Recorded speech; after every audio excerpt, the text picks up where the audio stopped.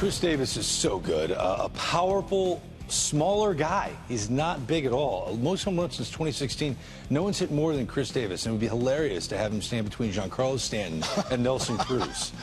I mean, you can't even compare the two, but he is a powerful middle-of-the-order bat for the Oakland A's, and a big reason why Sean Casey came to work with no facial hair, excited beyond belief, to talk about Kris Davis. You wanted to get into his swing. Why? Who's not excited when you watch this guy hit? For real. I mean, if you've been paying attention, especially the grand slam he hit the other day, you know, what I love about him, he's not that big of a guy, right? He's 5'9", 5'10", but man, does he create some separation and some power.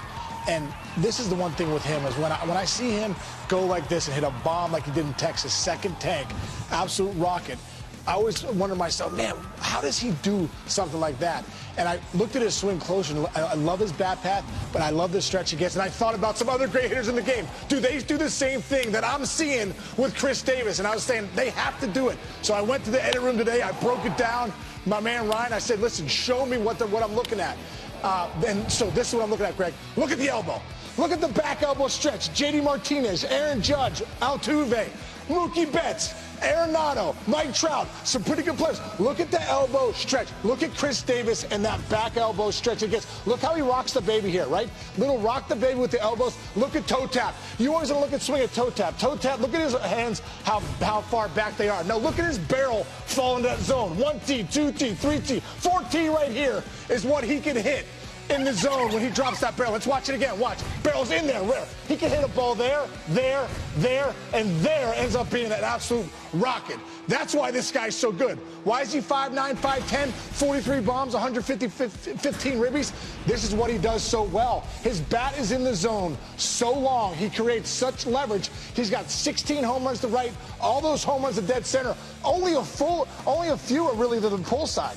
You think this guy would be out front having to really use that 5'9", 5'10" frame? No, man. This guy creates such good leverage with his body. And that's why he hits the ball the opposite way.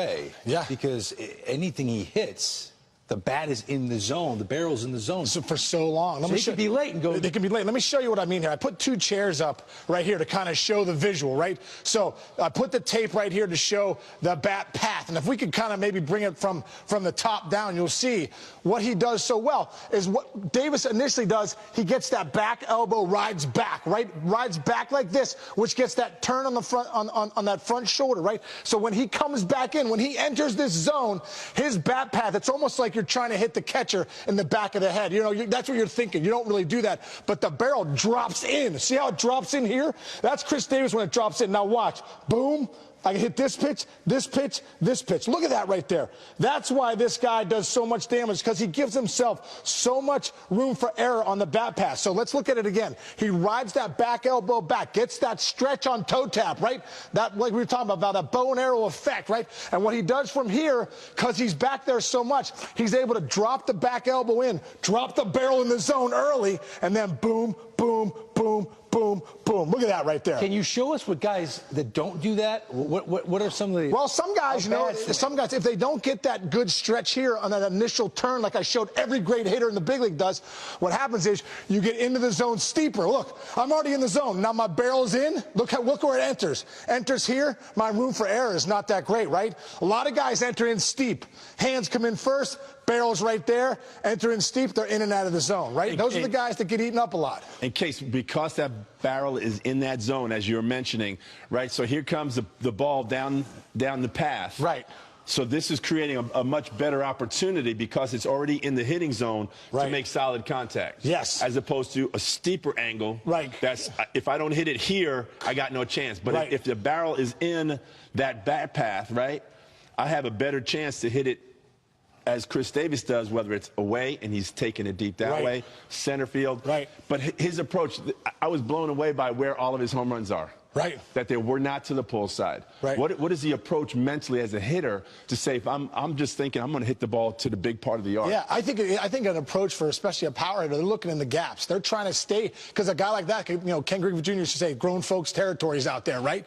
Well, if you can go to grown folks territory, now I'm such a better hitter because I can stay in the gaps and really get my vision out there. So it's so impressive. And the other thing, one other thing, Val, what we saw there too was, Brad, if you can get over here real quick and talk about his rock, right? He does that little rock right here. When you talk about the rock with your elbows, right? JD Martinez, I was talking to JD Martinez at the All-Star game. I said, break down Mookie Betts.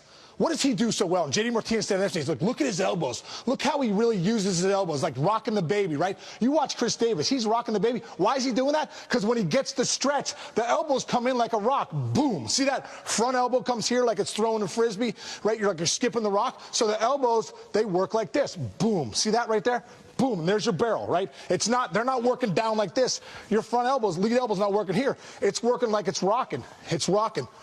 Boom, like that. It looks to me, and I love this demonstration and the prop as well, because from above, if you use the above camera right now, it looks to me that the guys that aren't swinging like Kris Davis or Aaron Judge or guys like that, they're only using this much real estate. Right. Yeah. Right? Oh, yeah. So therefore, it changes if a pitcher changes speeds, Kris Davis has more room to work with on a swing. All the great hitters have way more room to work. They're in the path so much longer. So you can get beat with a cutter. You can get beat with a sinker and still get a hit. Yes. Still have a shot. You might not hit a homer. Right, but you're giving yourself a chance, right? You're giving yourself a chance instead of just being into the zone and in and out of the zone. And people say, well, you know, you don't come down to the ball. That initial movement, though, is a downward step, plane down to the ball like you're landing the plane. And as soon as your barrel comes in, that barrel's below the hands, right, Val? I think this is fast. I love you're this. riding right through it. So, real quick, only because I have an 8-year-old son. He's trying to learn everything about hitting.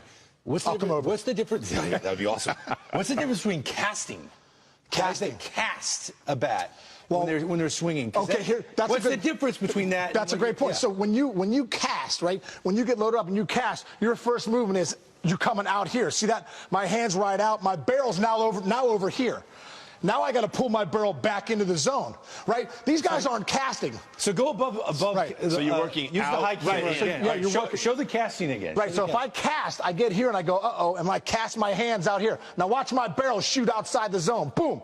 It's outside the zone. Now I got to bring it back in to do anything, right? That's casting, and that's slow bat speed. What these guys are doing is they're loading that backside. Now watch how tight I am with my elbow to my backside coming down, and my barrel, wham! Look at that. Comes in the zone there. Boom. Look at that ride. And that is what the great hitters do right there. You know, I just was watching that from the top. If they could do up the top again. Yeah. Take a look at where your hands, the path of your hands, right? When you're loading, your hands are coming almost a straight line inside the plate to keep that barrel in that hitting area for we're looking at almost 2.5 to 3 feet there, which creates better opportunity for you to have more success. That's what they talk about, inside the ball. That's inside the ball, not casting outside.